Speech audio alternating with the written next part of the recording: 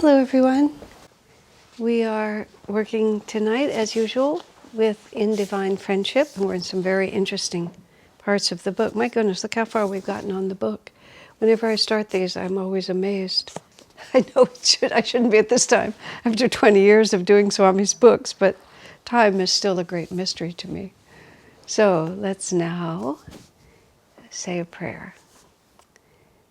Heavenly Father, Divine Mother, Friend, beloved God, Jesus Christ, Babaji Krishna, Lahiri Mahashaya, Swami Sri Yukteswar, beloved Master Paramhansa Yogananda, saints of all religions, dear friend Swami Kriyananda, humbly we bow to you all.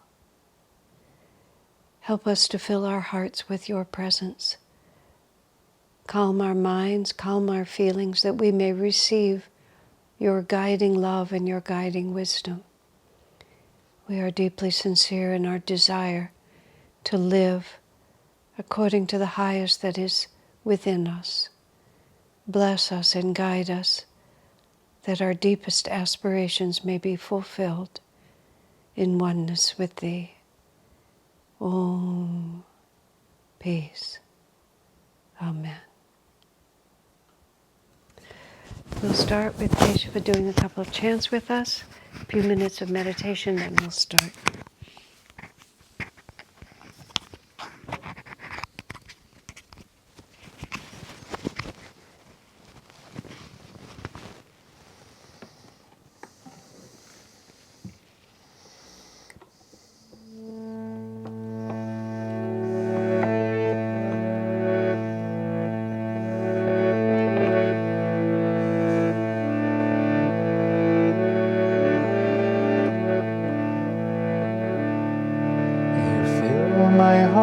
With music, I dance through life with thee. I sing your song and sorrows gone. In joy I live ever free. You fill my heart with music, I dance through life with thee. I sing your song and sorrows gone. In joy I live ever free. You fill my heart with music, I dance through life with thee. I sing your song and sorrows gone. In joy I live ever free. You fill my heart with music, I dance through life with thee. I sing your song and sorrows gone. In joy I live ever free. Fill my heart with music, I dance through life with thee. I sing your song and sorrows gone. In joy I live ever free. You fill my heart with music, I dance through life with thee. I sing your song and sorrows gone. In joy I live ever free. Fill my heart with music, I dance through life with thee. I sing your song and sorrows gone. In joy I live ever free.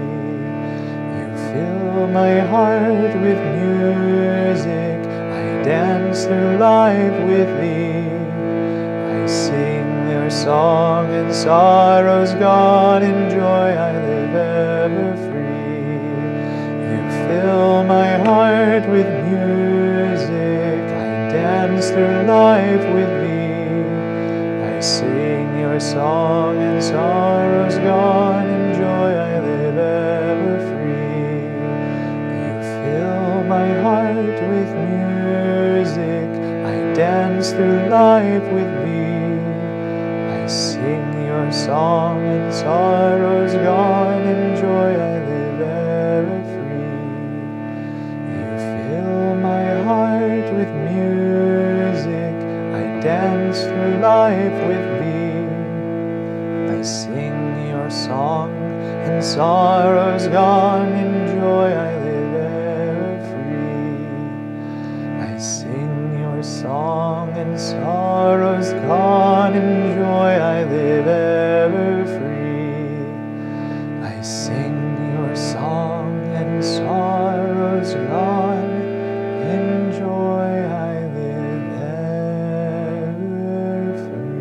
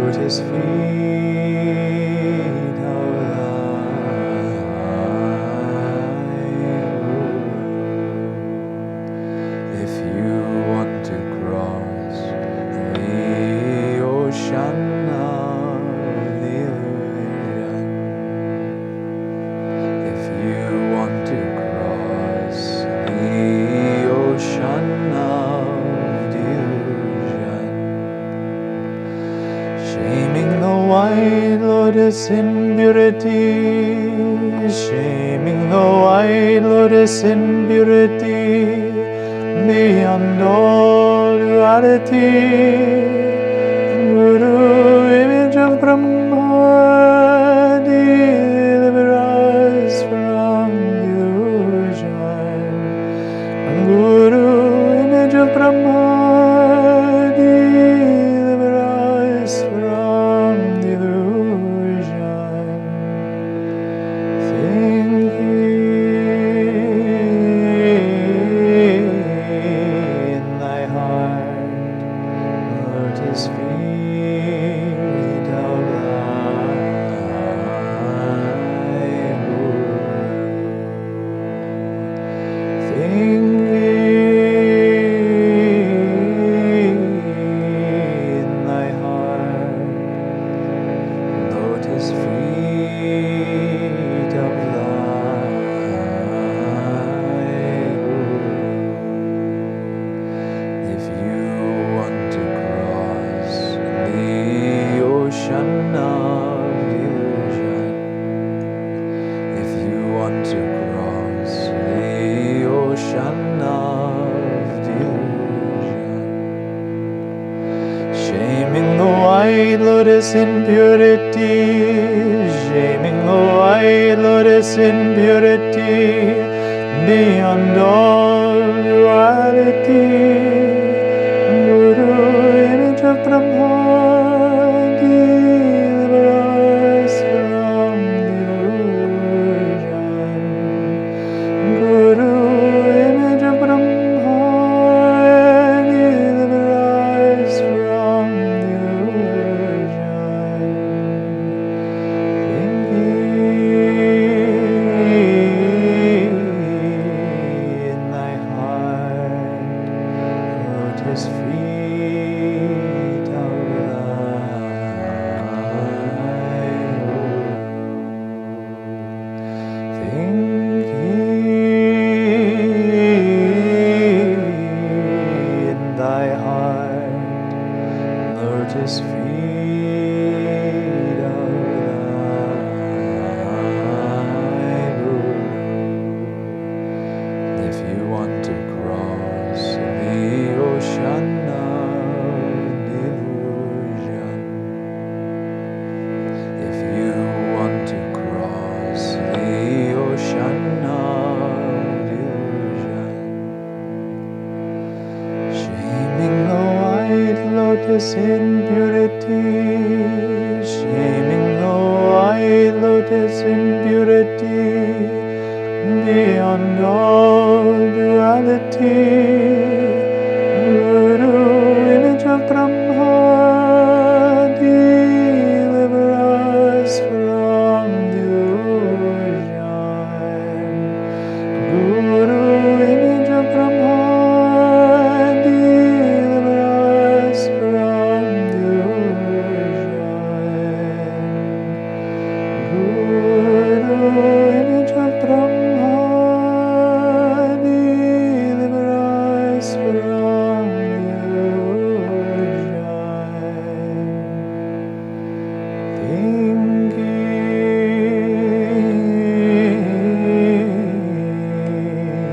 In thy heart,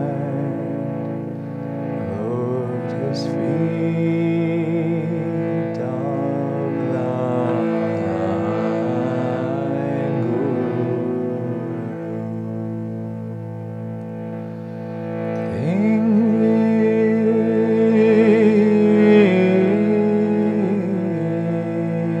In thy heart, lotus feet of thy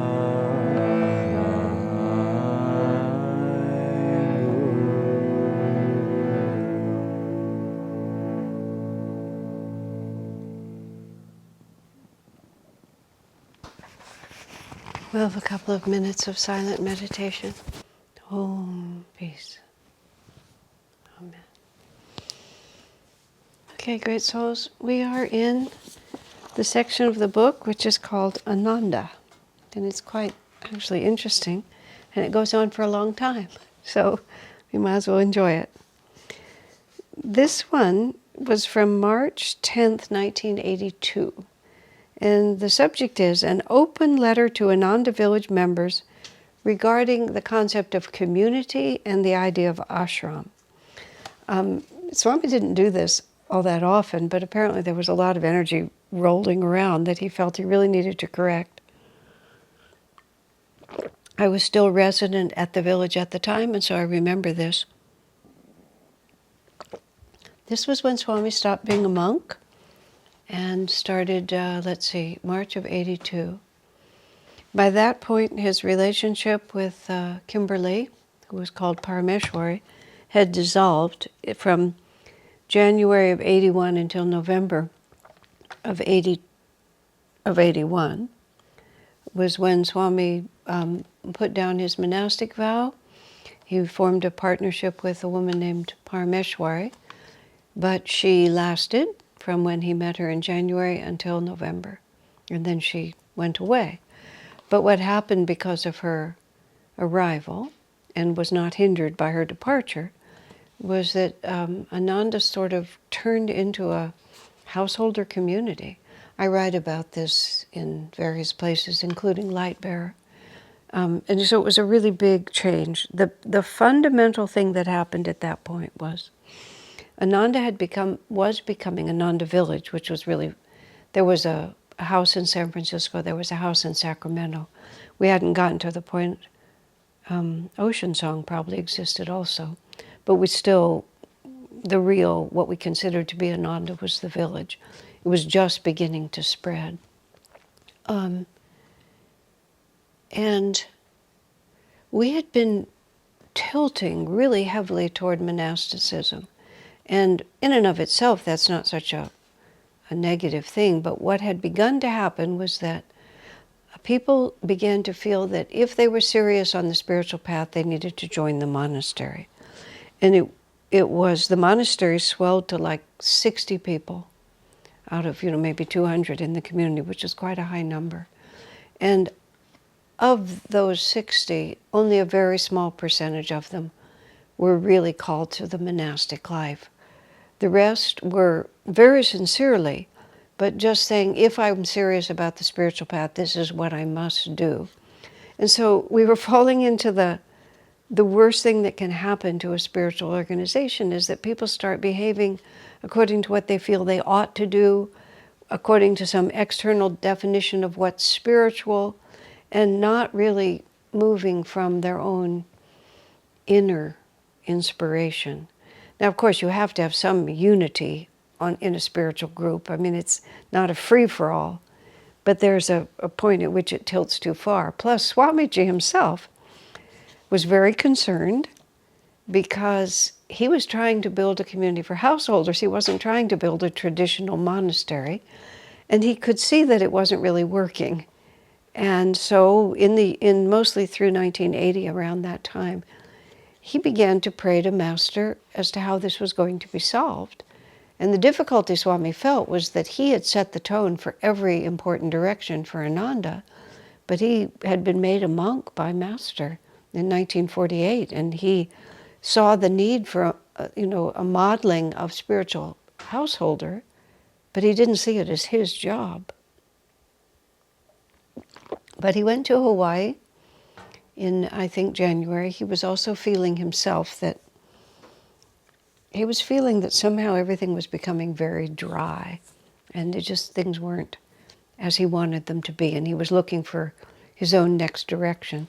And he met Kimberly in Hawaii and felt a very strong spiritual and personal attraction to her, primarily spiritual. And he felt Master telling him that he should become a householder. He should form a spiritual marriage with Parameshwari. Swami, that whole story is a whole story in itself, which I tell in Lightbearer. But as a consequence, Swami became a householder. He took a woman as a partner. And it had a very interesting effect on the community in lots of different ways. But one of them was, whenever Swami was asked, "Why did you do this?" he said, "I felt guided by Master. I felt inwardly called to take this step." And what that actually did for the community on many levels was it caused all of us to sort of go back to that question. Not, what am I supposed to do? What's the most spiritual thing to do? What would I do if I were really serious? And we started asking the question we should always ask, which is, what do I feel guided to do? What's right for me? What is Master asking for me, for my life? And as a result of Swamiji's ceasing to be a monk and becoming a householder, is that a lot of people who were in the monastery gave up the monastic life and to a certain extent married each other. And from 1981, even though Parameshwari left in the November of that year, and that was a little disconcerting, the shift in energy toward what am I being called to do rather than what ought I to do caused the whole community to turn in a completely new direction, where being a householder and having children, and as Swami said, people are embarrassed to be married and ashamed to have children. That's how he described Ananda in 1978, 79, 80, before he took this step. So it was getting very torqued. So the correction happened. And then she left, and in June of 82, Swami met Rosanna. And a few years later, he and Rosanna got married, and then he lived as a householder with her for a much longer time. And that really completed the shift in the community, because Rosanna was just a lovely lady, and her effect on Swamiji was to create, as he said himself, a more fatherly feeling from him toward the community. She adored children, so children just became completely integrated into the community, which they weren't before. So now I'm going to March of 1982, which is sort of like right in the transition period. It was Parameshwari's presence had created the shift. Rosanna hadn't yet come on the scene, but Swamiji was still following the flow of energy that Parameshwari had started. So now Swami writes to us, because this concept of community and ashram had been like a subject of discussion for like many years. Are we an ashram or are we a community? And it was a bit vague in sort of what those two realities were, but there were certain obvious facts. Community meant families and children. Community meant that more people had personal lives to take care of, because the power of the community had come from the renunciates, the formal renunciates, for very practical reasons. it took so much work and so much time and so much commitment to launch Ananda. You really didn't have time to have a relationship. You didn't have time to have children. You didn't have time to think about, where am I going to live? What's my house going to be like? I'm going to build my house. It's just there was no bandwidth for that. So having this solid crew of people who had no other priorities really made the community possible, and got it anchored. But that ashram life, that's what the ashram lifestyle represented, which is there was no fluff. And the community lifestyle represented sort of all the things that you do to make a society, which monks and nuns are not particularly interested in, or it's not particularly appropriate for them to participate. So that discussion happened a lot. But it was a false dichotomy, actually, that was just sort of created out of muddy thinking. But nonetheless, it persevered for a very long time.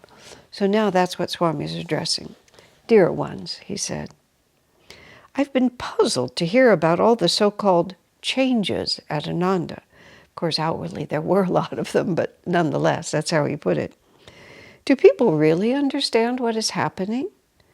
Unless I'm the one out of touch, a mountain is being made out of a molehill. What changes are really taking place? And what are the changes people are talking about? So, there have been changes in lifestyle, changes in Swami's lifestyle. But he's trying to say those are very superficial shifts compared to the foundation of what Ananda really is. What was the other? There was a point that I had in my mind. Oh, yes. That when Swami came back from Hawaii with Parameshwari and basically told us that he was not going to be a monk anymore, that he was going to live with Parameshwari and so on, there was a lot of kerfuffle and a certain a certain, how would I say it, possessiveness about Swamiji, as if it was up to us to dictate his life, and he shouldn't do anything without asking our permission, which Swami did not really much care for that attitude. In fact, one of the things that was causing him to be quite concerned was he did feel this sort of contractive ownership of him, that the community felt that he owed us, rather than that he was just giving of his own enthusiasm and energy. And he felt that we were boxing him in. So he did something very radical, and it did turn out that a lot of people felt they didn't even had a right to describe, and he had no right to do that, and on like this. Now, let me just find the thought again. It just slipped from my head. Let me just find it again. Oh, yes. And then it was actually Parvati who said, because she had also been one of the monastics, and she got married in this fluff also, in this wave is the right word for it. And she said when Swamiji stopped being a monk, it startled her. It wasn't what she expected. But then she tuned in deeply and she asked herself the simple question, has it changed his consciousness in any way? And she felt from her meditative attunement that it hadn't changed his consciousness at all. He changed his lifestyle, but it hadn't changed his consciousness. It hadn't touched him on that level. And then she sort of shrugged her shoulders and said, what difference does it make? And that's, in a sense, what Swami's talking about here. What are we really? Are we the outward expression, or are we the inner reality? So he goes on to say, as far as I'm concerned, the issue is simply this, that we want to emphasize what Ananda is really all about, seeking and serving God. This is a needed clarification because so much emphasis has been given in recent years to the communitarian aspects of Ananda. Now I have to sort of think exactly what's been going on. How would this have figured in 1982? I'm just going to have to keep reading. Nor has it been wrong to emphasize those aspects. They certainly are a part of what we are doing here. It is just that we need to keep a balance between extremes. When we go too far in any direction, we need to emphasize the other side again. Were we to get too involved in Ananda as a community merely at the expense of the ashram aspect of our way of life, we might, I know what would be happening here. There was a certain coterie of people who basically thought that now that more people were married and few people were monastics, that whoopee, we're finally getting the show on the road. That's what it was. And it was sort of like now that Swami's given up the monastic life, all those restrictive elements of the community will be put down and we'll just sort of live a happy bohemian existence after this.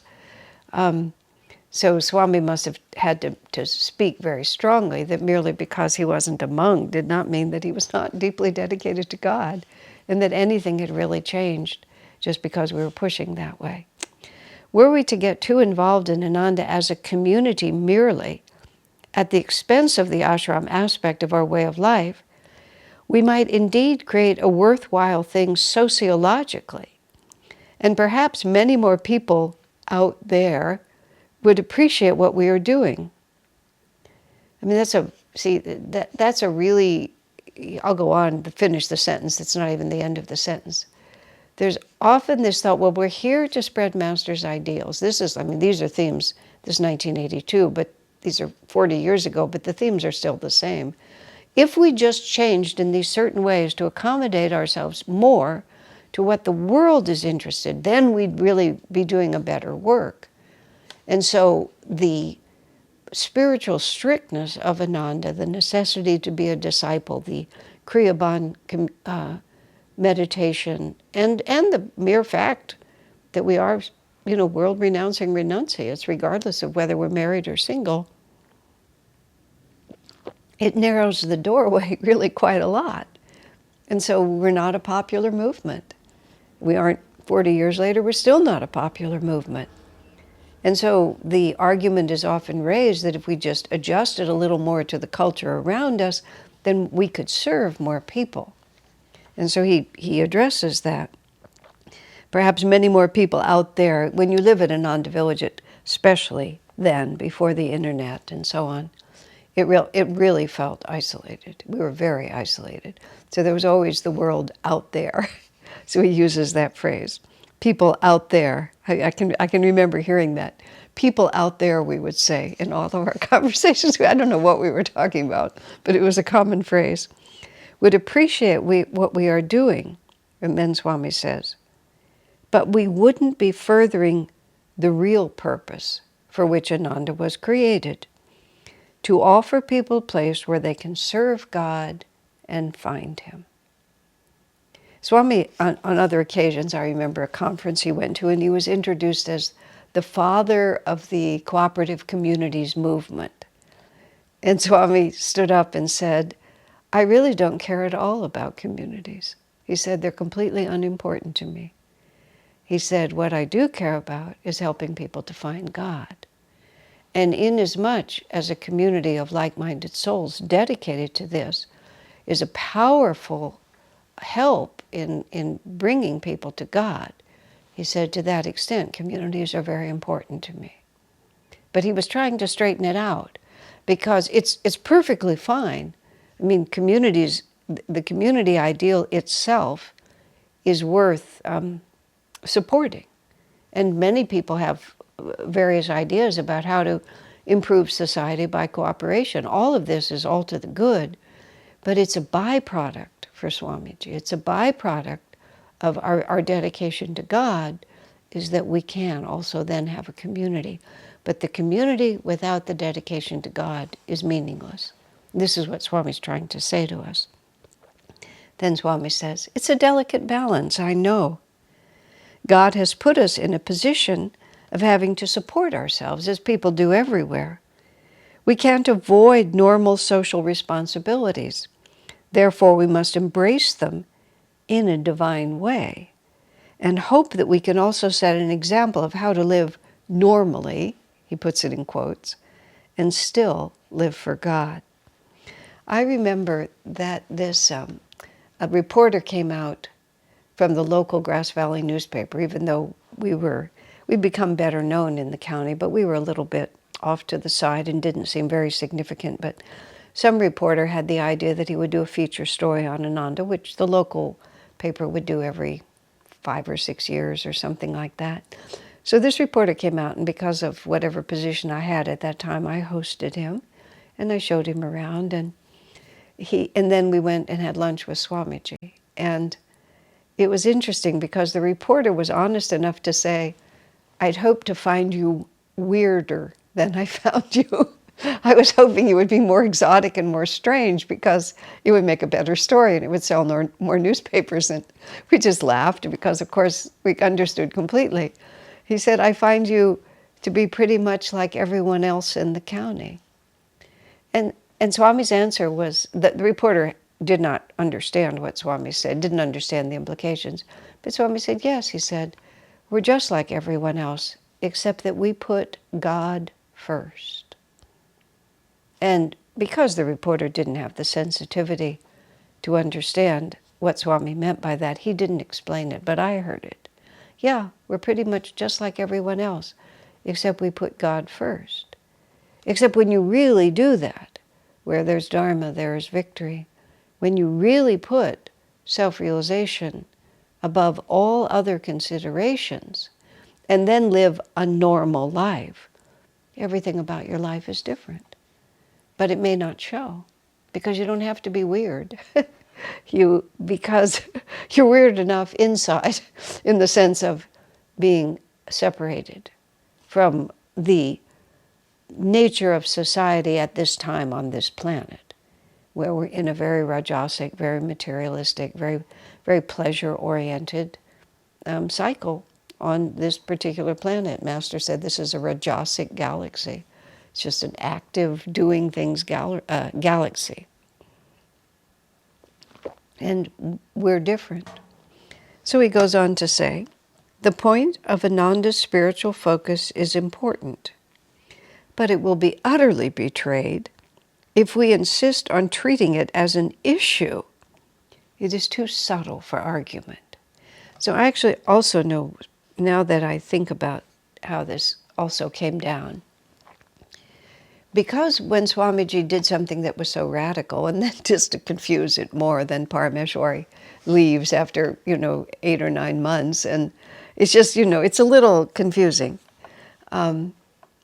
There was a certain amount of kerfuffle about Swami's position and his leadership, and those of us who were really the core of Ananda were standing up strongly for him and in favor of our continued support and relationship with him regardless, because as Parvati said, I don't see any change in consciousness. I remember all this, we had to go through a bit of this. We had Swami left with Parameshwari for Europe sometime around his birthday, April or May. And he sort of just left us to sort it out. And we had a big community meeting. And that's when people began to talk. And Parvati said that at that meeting. And we just sort of like, what are we going to do? And Swami left the country because he wasn't going to impose his will on us. He's only ever been willing to respond to what people asked for from him. And if we were going to make demands on him and be unreasonable, that all happened a year prior to this letter. But that whole flow of energy, who is Swamiji, who is he to us, how do we properly relate to him? That's where this letter was coming from. A few weeks ago, Swami writes, I spoke at the new retreat about attunement with the ray of divine energy which flowed through Master and which continues to flow through his disciples. This was the pamphlet, A New Dispensation, that I have talked about I did a whole series in my morning satsangs on this. And the concept of this particular lineage being a ray of grace was how Swami defined it. He was trying to have us acknowledge the source, but understand what it is the source is giving us. And I don't know whether he'd already written that or he was just working these ideas out. Probably I'd have to look at the date. He might have written it a little bit later. But he was beginning to, when ideas would come to Swami, he would explore them in satsangs, he would explain them, he would clarify them, he would get feedback. And this idea of Master being a ray of divine grace was a very important idea. It was trying to broaden our thinking. So, about attunement with the ray of divine energy which flowed through Master and which continues to flow through his disciples, that's a part of it. The new dispensation introduced the idea of a very simple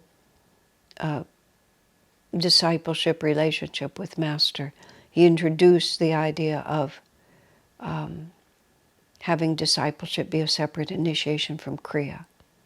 The timing, all of this would have been exactly right now, because he initiated the Italian Charismatic Catholic group in November of 81 as disciples because they were dedicated to Master, but he couldn't give them Kriya because they weren't ready. So this was all during this period of time, and which continues to flow through his disciples, through you all, that is to say, not only through me. I emphasize that I myself try constantly to attune myself to that ray. Attunement, even with Master, I said, what to speak of attunement with me, is not a personal thing. This is again what he was trying to get us to say. This is a ray of divine grace that was brought, by God to the world through this line of gurus. But it's the vibration itself that we're to attune ourselves to. The personality of the instrument is to give a focus point for our devotion and a living example of what it looks like. But the it that we're attuning to is the consciousness that those masters bring to this world, because there are many avatars over, thousands of years. Every time virtue declines and vice gets in the ascendancy, I, the infinite spirit, take visible form to restore Dharma and to drive away darkness. But each of those avatars brings with it a particular, they come from the same consciousness, but they have a particular mission for this particular time in this particular place. Elsewhere, in what I've been talking about over the last few months, Swamiji talks about how perfectly suited Master was for this particular time and place, for this ascending Dwapara Yuga. And he recites, the emphasis on energy, the emphasis on the underlying unity of all religions, of self-realization itself, not as an organization, but self-realization itself being the unifying principle of all religions. Devotion to God as Divine Mother. The capacity to do Kriya, which is to take responsibility for our own personal development by our own discipline and concentration.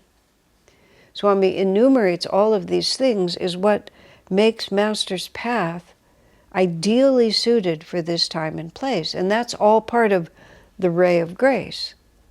Because if Master was, in fact, Jesus, as Swami at the end of his life said he felt with some certainty that Master was, what Jesus brought was the same consciousness, but it was a wholly different time and place. What he had to emphasize, what he could say to people. He brought God from being the judge to being the father, but Master could bring it from being the father to being the mother, and just countless other ways. Same consciousness, conceivably even the same jiva, as both avatars, but very different time and place. If Babaji incarnated as Krishna, Babaji living remotely in the Himalayas now is quite different than Krishna being a king and engaging in the battle of Kurukshetra and all of that. But the ray that comes through them, has a particular quality of grace for this particular time and place. So he really wanted us Also so that we would understand what it was to be in tune. What are we being in tune with? And how do we go about being in tune? If you think just being in tune with Swami or in tune with Master, the Hare Krishna movement there, which was very big in the 70s and the 80s, there Swami Bhaktivedanta spoke with a thick, I think, Bengali accent, and many of his devotees sort of assumed that accent. And you can understand it kind of as a sentimental thing to do, but it really didn't make them more in tune with his consciousness to speak English with his accent. And so out of sweetness, we can pick up things that the Master does. Master liked mangoes, so we'll enjoy mangoes. You know, Swamiji, there were many things that I did for Swamiji, cooking for him and various things. And I like repeating them, because when I repeat them, they remind me of him. And that's a very uplifting thing for me to remember. But my attunement with him is not based on mushroom crepes or something like that. It just isn't. And that's what Swami really wanted us to understand. And even on more important levels. He says, where he says, I emphasize that I myself try constantly to attune myself to that ray. Attunement, even with Master, I said, what to speak of attunement with me, is not a personal thing. And the way Swami would put it to us often is, it's not just a question of what Master did. He had a wonderful phrase. He said, Master responded to every opportunity that presented itself that had the vibration of what Master was trying to create. And so it wasn't like he had this fixed 5-year plan. He responded to opportunities as they presented themselves if they were in tune with what he was trying to accomplish. And so it's not a question, Swami often said, of what Master did, it's what would he do? What would he do if he was faced with this opportunity? Would he pursue it? And if so, how would he pursue it? So Swami did many things that Master didn't do, but he felt they were the consistent progression of what Master set in motion. And always he would meditate for a long time before he'd institute any kind of change from what Master did. You know, it was all very, very thoughtfully done. Now, Swami says, now I hear that attunement with me is being made an issue. Must we accept Swami as our channel for Master? He puts that in quotes. That's the question being asked. Frankly, Swami writes, I feel cheapened by the question. I'm here to serve you all. I try to serve you as a channel of the ray of grace that came to me through Master. Where is the obligation on anybody's part? If you like what I give you, take it. If not, then don't. Now, you know, it always would get complicated because, and this is 1982. In 1998, Swami wrote, and actually part of that appears in here, he wrote a letter called Ananda's Directions. And in that, he took a much stronger stand, and he said quite simply, essentially, well, what he said it in these words, for most of the people at Ananda, I am their channel to Master. And if you disregard me out of loyalty to Master, what he actually said was, try it, see how it works. And Swami said, I've never seen it work. Here, however, he's saying, where is the obligation? This is also very important. When Swami started saying things like that, all of us started realizing that Swamiji never put demands on us. And you know, even, I don't know if, no, at this point there weren't even the guidelines for living at Ananda, which were written about 1986 and 87 when we started the Sevaka order. At this point there were no rules. No drugs, that was a rule, but by that point, 1982, we didn't have to fight it as hard as we did in the 70s. But there were no rules, and Swamiji never told us what to do. He just never told us what to do.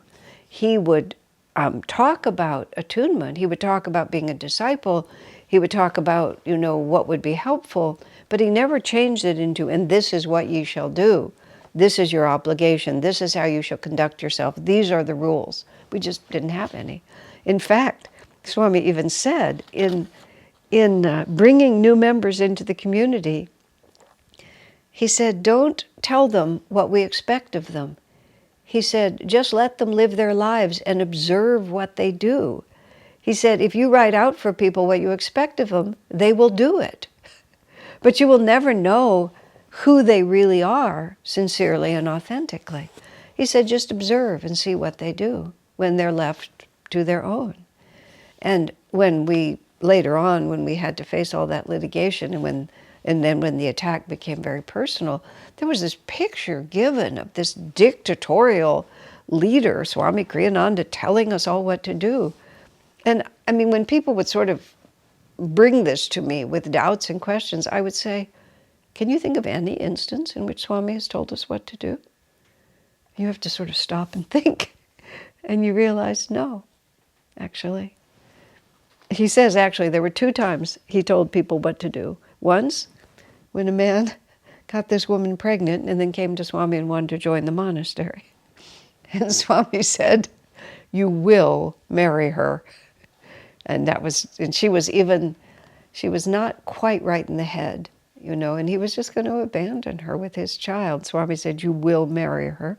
That man became, and still is actually, an outspoken critic of Swami.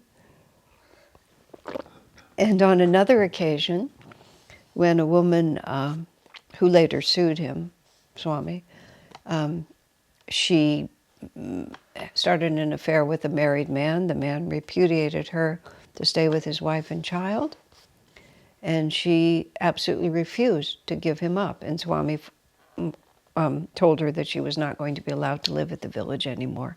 She had to leave. He didn't even tell her she had to leave Ananda. She just had to leave that community, so she moved to another one. And she was the one who filed the sexual harassment suit later. A woman scorned. But he said those are the only 2 times he's ever told anybody what to do. He would talk to you about what to do, but you'd never walk out with an order from him. And we never had rules. We just didn't. Because if you have rules, people just follow them or break them and hide it. It leads to a hypocritical mess. So he says, where is the obligation? I feel cheapened by the question that you have to follow Swami, because that was not how he ever saw himself.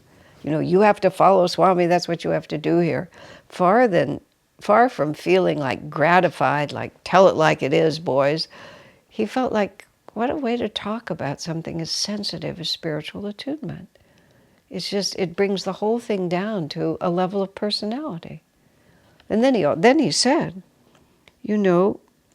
where is the obligation on anybody's part? And when you had to stand back and think about it, where is the obligation? It really simply didn't exist. Now, of course, we had a culture, and people would feel, rightly, that if I'm going to live at Ananda, I need to be in tune with the culture. And the culture had a tremendous respect for Swami's leadership. But it wasn't imposed by him. It was willingly adopted by us, by many of us. If you like what I give you, take it. If not, then don't. I've heard from some that you don't like authority figures.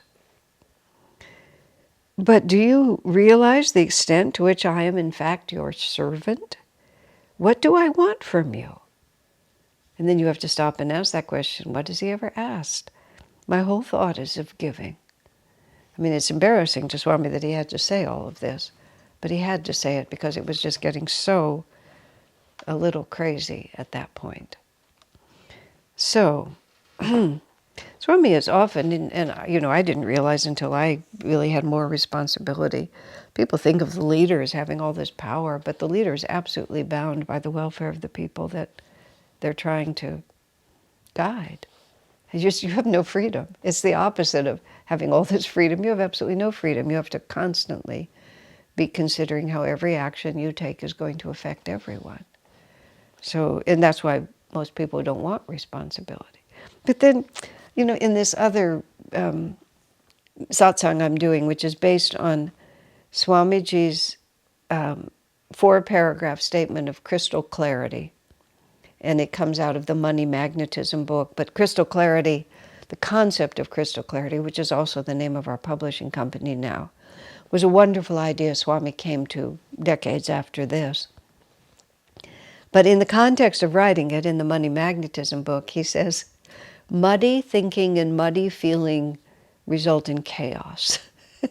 And crystal clarity is the opposite of that. So muddy thinking and muddy feeling causes you to say, I don't like authority figures. It's like, what does that statement actually mean? It's like, I don't want anybody to know more than I do. I don't want to learn from people who actually have more experience in what I'm trying to become. I want everyone to just sort of sit around and, well, a phrase that I'd heard before is a sharing of mass ignorance. Is that really like something that we want, or are we actually here to learn? If you want to learn to weld and repair an automobile, you go find somebody who knows how to do it. If you want to play the piano, you find someone who knows how to do it.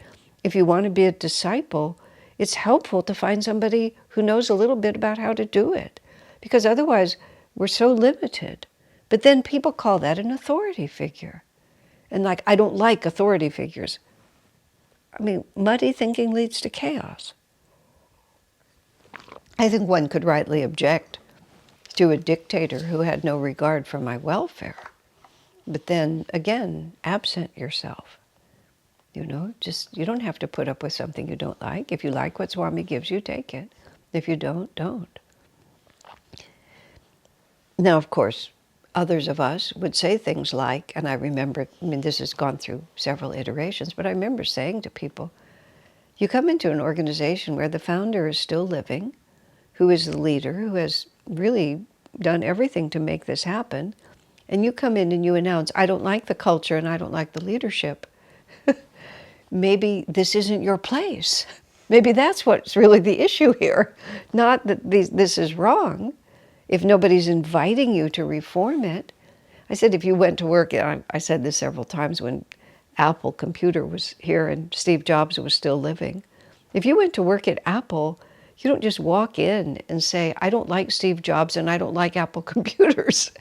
You would try to support what was going on, or you would find another place to work. It's just common sense. But somehow in the context of a community, muddy thinking leads to chaos. And you just have to drive through and ask what I'm really saying.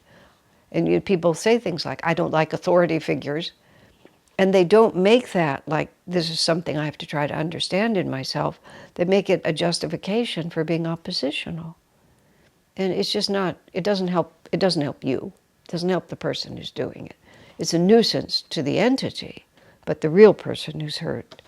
The chaos is in the person who isn't operating clearly. So Swami goes on to say, the only point that needs to be kept clear is one of self-definition, and this is where he's really coming to the issue here. Many times in the course of talking about Ananda, he would talk about it in terms of self-definition, meaning, what is it? What is Ananda going to be? And he talked about, in the early years, the self-definition was less clear because there were so many conflicting flows of energy. But over time, the most committed, most positive, most dynamic and capable group gradually began to develop a self-definition as a community, which was consistent with Swami's vision because he was the one who had the experience. But then it became our own. I'm so far past the point of just accepting it because Swami said so. I became interested in it because Swami said so. But it was because I felt that the likelihood is he had a good idea. But then I explored those ideas until they became my own, which, as I said, I've long since passed the point of just accepting it. I never really did. In fact, I remember I would often rebel against things Swami said, and I remember one conversation, he was incredibly patient with me, but I must have pushed him beyond the edge. And he said, Asha, you always agree with me eventually, so maybe you should just be quiet and think about it. I said, yes, sir. Because he was right. I would struggle and fight and argue, and then I would eventually realize that he knew more than I did. I don't mean he knew more than I did, therefore I should go along. I began to realize that he actually did know more than I did, and that I was just spouting off from some subconscious habit, and where there's muddy thinking, there's chaos. And I would begin to see what it was that he was really trying to do. I began to actually realize, I began to try to think, what was he trying to accomplish? When I got that template, what is he trying to accomplish? Not what are the details of what he's doing, but where is he trying to take us? And when I got that, I was able to understand him much more clearly. Because sometimes I would have tried to get there by a different method, but once I understood where he was trying to go, then I could be helpful to moving us in that direction, rather than just arguing over the details. That's why he could say, you always agree with me eventually, meaning you always figure out what I'm trying to do.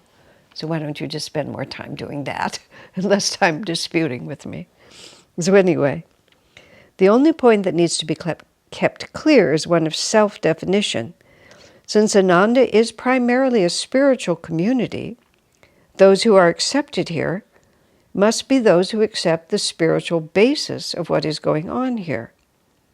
Naturally, if they reject Ananda or me, or the people living here as living channels of that ray of grace that I have described, then what they must want, if anything, from Ananda is something other than what we have dedicated our lives to doing here. So then you really get down to it. Now he's bringing us right back to what he rejected at the beginning. Do I have to accept Swami Kriyananda as the leader to be here? And Swami says that's the cheap question. However, now he says, Ananda has a self-definition. Ananda is something. I mean, the simple self-definition is the one we put on a lot of our advertising. It's that, we are dedicated to sharing and living the teachings of Paramahansa Yogananda as expressed through his disciple Swami Kriyananda. There are many disciples of Master. There's many people who follow him, who are dedicated to what he taught, many hundreds of thousands of people.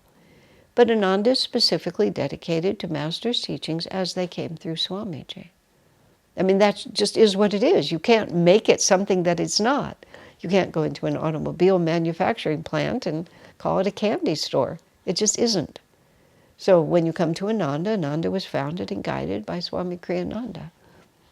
So if you want something else from Ananda, you just won't be able to get it because it is what it is. And then he also puts in, me or the people living here as living channels of the ray of grace that I've described.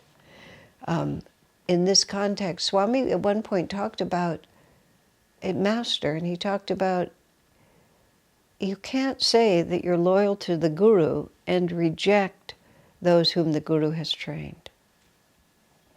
And that gets to be a sensitive point. That's become a sensitive point, a little more of a sensitive point at Ananda overall, of course, since Swami left the body. And, there's a lot of people in positions of responsibility that Swami gave that responsibility to. And we can't say, well, I'm just going to do what Swami wants, I'm just going to do what Master wants, but I'm going to reject all of these people. I don't like authority figures. It's a little bit convenient.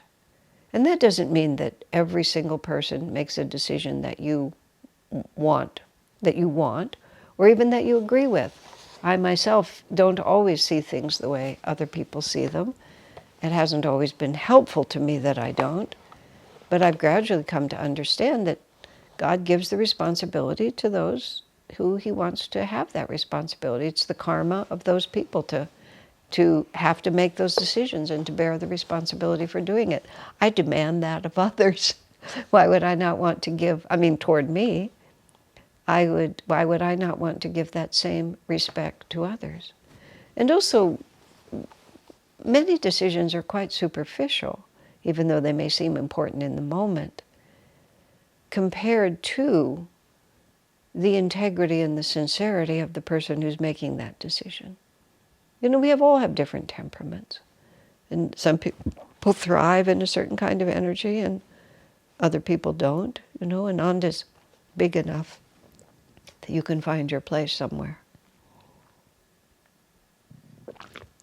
Even though there are, recognized leaders, Jyotish and Navy being the worldwide directors, and Pranaba and others who work with them closely, there's a lot of authority there. But nonetheless, there's lots of ways, lots of different leaders have different ways of doing things. Swamiji decentralized Ananda on purpose so that that all of us could feel the responsibility for being disciples and being channels of the ray. When Swami was really building Ananda up in the late 70s and the early 80s, at a certain point he said he'd done enough. His words were, I just wanted to make Ananda large enough and diverse enough that everybody who comes can find a meaningful way to serve. It was a very interesting way to put it. He said, I'm not interested in building an empire.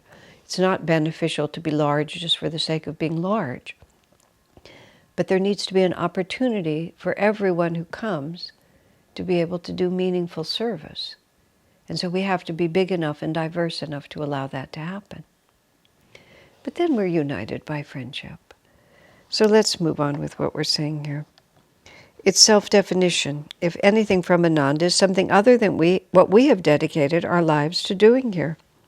Such people may as well know what Ananda really is, so they can understand that the fulfillment of their own dreams lies elsewhere, not at Ananda. See, that is really the main point, and it's true right now, today, as much as it's ever been true. It's that the definition of Ananda is not up for grabs, and it's not up for a big community discussion in which we're all going to vote on what we're going to do. I mean, in 1969, the group of people there, I believe, actually voted as to whether or not we were going to be disciples of Master or something else. I mean, a small group of people who eventually left. But nowadays, Ananda's not up for total reinvention. Now, we may have differences of opinion about how to express that, but it's a matter of fundamental self-definition. And they might as well understand what Ananda is. And this is sort of a philosophy that the way I've done it, which is, I don't try to persuade people. I've never tried to persuade people, because if I have to persuade them, then somebody else will dissuade them after me. But if people are genuinely interested, I will give them as much information as I possibly can, as much opportunity, as much training, as much inspiration, so that they can decide if what we have is what they want. But if they come in thinking, I want this and I want this, but I'm not going to take this central part. And that's what the controversy was here. I'm a disciple. I like community. I like living here. I want to follow Master, but I don't like Swami. I mean, it doesn't work. This is not your place. And that's how blunt statements that might have been more tactful, but they were the simple truth. I remember in the early 70s, I found notes from these satsangs that I would give, and I remember saying, the people who thrive here respect and follow Swami, and the people who don't. And I said, that's just the way it is. You don't thrive here unless you accept the fundamental premise of what we're doing, which is we practice Kriya, we do meditation, we're disciples of Master, but the particular expression of it is through Swami. And part of that is the tremendous respect for individuals, because Ananda's very not authoritarian. Anybody can have a true divine inspiration, but that doesn't mean that everybody's inspirations are equally divinely inspired. That's where it gets a little confused. But a person who has true divine inspiration is humble about it. and tends to be very respectful of other people's inspirations. So it all shakes itself out in the end. You just sort of shake it from the top and it all comes down properly. Obviously, those who belong here will be those who are in tune with what is going on. That shouldn't have to be made an issue. This is where Swami is just incredulous. Obviously, too, if people don't accept me and others who have been long on the path and at Ananda as channels for Master and his ray, they belong elsewhere, not here. But beyond that, I certainly feel that every member should seek whatever level of attunement he personally feels comfortable with. I remember this was a different point of controversy. Ananda itself used to, like every 5 years, there would be something that would just really rattle everybody's cage, so to speak, and everything would shake down. The way I put it in Light Bearer was that the core vibration would accelerate. And people who were in tune with it would be drawn in, and people who were not in tune with it would be spun out. But during one of those periods of time, this accusation was rendered to certain leaders. You're not listening, you're not listening. And I think it was Davy who said back, oh, I'm listening, I just don't agree. It was sort of like, if there's muddy thinking, there's chaos. Because you don't agree with me, I think you're not listening to me. No, actually, I'm listening quite closely. I just don't agree. And it had to do with the direction of Ananda. There was a coterie at that point, whatever it was, who were insisting that we needed to be different. But we didn't need to be different. We have a self-definition. This is what we are in that particular case. That doesn't mean that, well, I guess the reason I feel comfortable saying all that is because I know that among the inner core of committed people, there's endless points of view. It's by no means a monolithic thing. When I was involved once in a political cycle, it would have been right at this period of time, 1982. Is that it? Yeah, 81. It was 1981. Trying to make Ananda village into a California city so that we could have control over our own land use. And I mean, Ananda's village does not look like a city now. Picture it 40 years ago, it looked even less like a city. But technically, legally, we were able to, we actually did qualify. We were roundly defeated, totally defeated, because the church-state separation issue. It's a long story. It's in Light Bearer. It's in Swami Kriyananda's. We've known him. I won't tell it here. But the point was, now, what was the point? The point was, I had to speak. Everybody opposed it. All of our neighbors, meaning everybody in the area opposed it. The only people who really favored it were us. And it became very controversial. Because our neighbors didn't like authority figures, and they were afraid that Ananda was going to get too much power and that Swami Kriyananda was going to go berserk. Once he became the mayor of Ananda, there would be no holding him back. But in any case, people talked about, the cult leader and the mindless acquiescence of the cult members, which was me and all my friends. And they would talk about this, and I would, try to have reasonable discussions with these people. And I mean, this was through a whole series of public hearings and all kinds of things that went on. It was quite the adventure.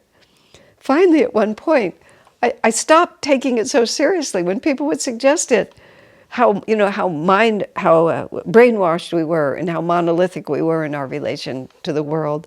I just would begin to laugh and would suggest that they just come to Ananda, sit through any meeting, and see if they could do better than any of the rest of us could do, as herding the cats into one line and making them go there. It was just literally preposterous, because it's self-realization. It's a self-motivated, self-determined way of life, but it's also a path of discipleship.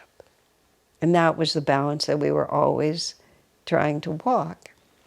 So some people, when they would see discipleship, didn't know how to understand it. So let's see where we are. Obviously, too, if people don't accept me and others who have been long on the path and at Ananda as channels for Master and his ray, They belong elsewhere, not here. But beyond that, I certainly feel that every member should seek whatever level of attunement he personally feels comfortable with. And in any case, attunement is something one grows into gradually over years. Again, I insist, it isn't a personal issue, but something very inward, something in fact between each devotee and God, and much too sacred for controversy. That's how he put it. I don't feel comfortable with the idea of deciding whether or not a person is in tune.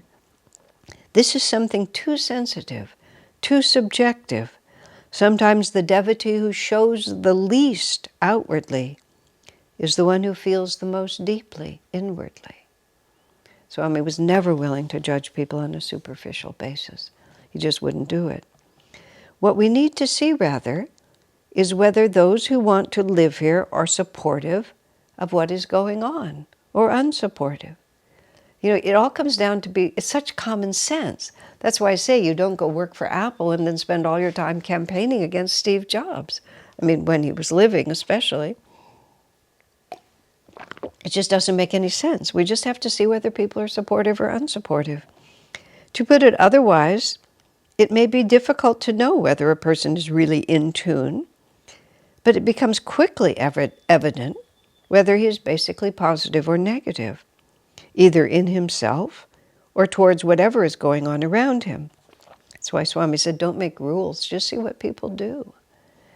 We are happy to have people point out the errors here, if their intention is to help us correct them. But what is the point of carping criticism? Real gains rarely result from such negativity. Spiritually, too, such negativity is an obstacle. Krishna says in the Bhagavad Gita, "To you who have overcome the carping spirit, I reveal these truths." Even just that whole little section, the last part of that, that's how we sort of decide what is appropriate behavior. Is this the carping spirit, or is this a genuine, positive commitment to take a good thing and make it better? And it doesn't take much to be able to tell the difference.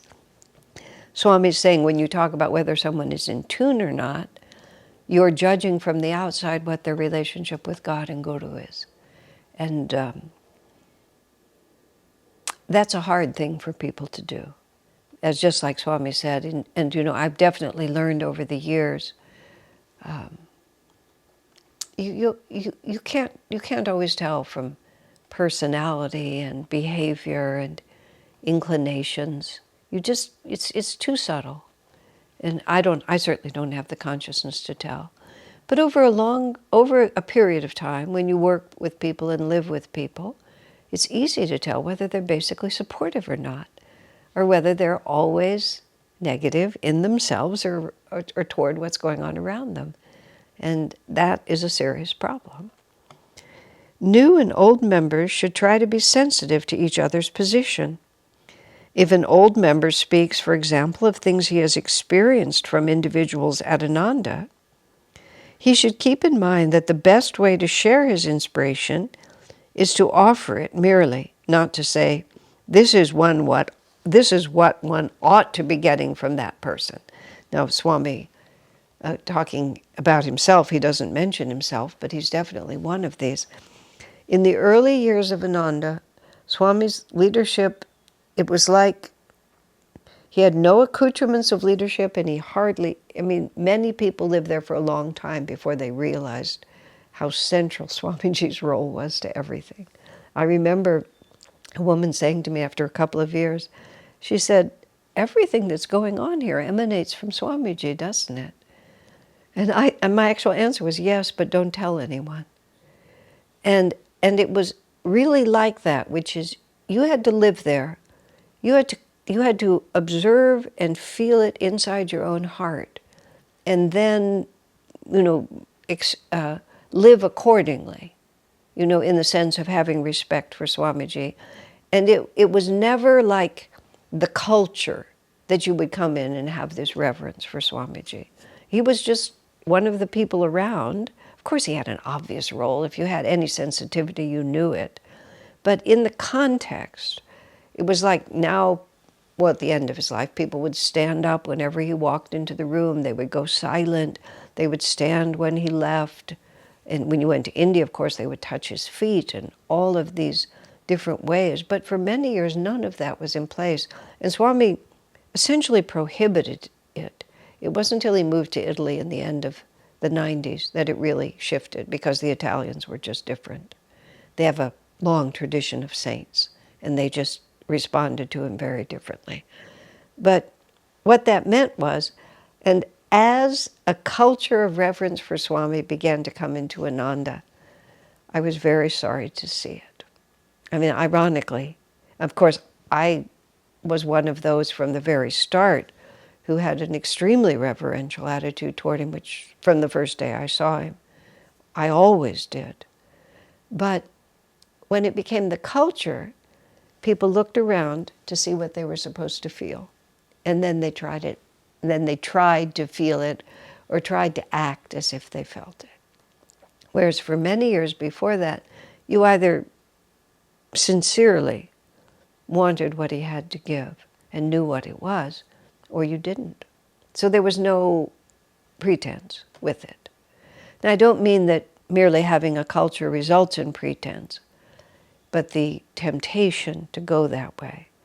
And it's natural in a spiritual organization. You see people that you admire and you want to emulate them. And to be completely sincere and authentic in your own spiritual life and how you express it in the world, especially in a spiritual community or an ashram, is not that easy. And whereas you would think a culture would help you, it can actually also work against you, because you yourself may lose track of what I'm doing because everyone else is, and what I'm doing because it wells up like an artesian spring from my own understanding. So he says, if an old member has experienced something from individuals at Ananda, don't say, this is what you ought to get from that person. You ought to feel inspired in their presence. People should be drawn to any good thing because it inspires them, and not because for some reason they may not, and not because of some reason they may not understand they are supposed to go that way. This is what Swami was worried about more than anything, that it would just become, well, you're supposed to feel that way about Swami, so I do. People become dishonest about their own feelings or insincere in their behavior. The new member, on the other hand, should be sensitively aware that older members may in fact have experienced something in this life that he himself hasn't yet experienced. He should be grateful for any effort to share inspiration and not hold the common thought of many people in the country, I already know as much as anyone else. Or this other strange one, Swami's not referencing it to us, but I have to find my own way. Like, nobody can help you?